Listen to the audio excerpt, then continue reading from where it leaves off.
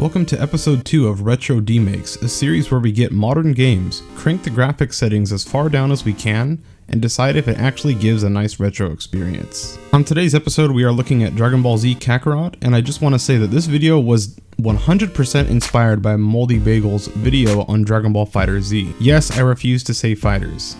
Which, by the way, I thought that video was genuinely a masterpiece. The result of that game was phenomenal. I would 100% recommend watching his video, so I'm gonna go ahead and leave a link to it in the description. Honestly, if it wasn't for that video, I don't think I would have chose this game.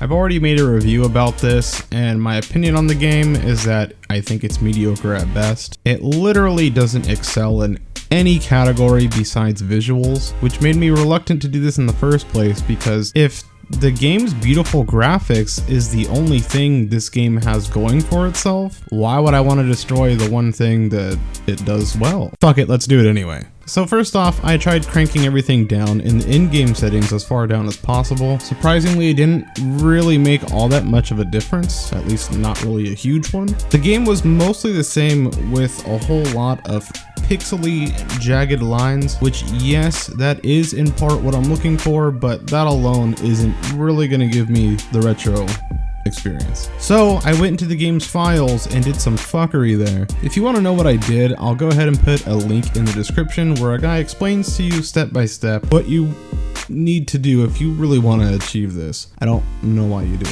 but it's there. But let's say that the results were, how do I put this lightly?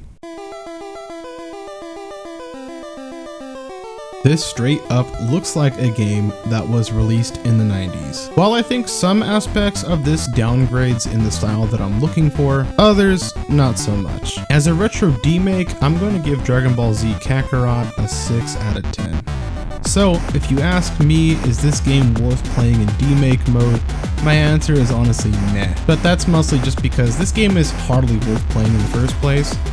I'm also not letting the fact that the cutscenes are unaffected, because of course those are pre-rendered. I would only recommend playing this demake if it actually had a stellar vintage look. Well anyways, that's about it for this episode. I hope you enjoyed it. I'll see you in the next one.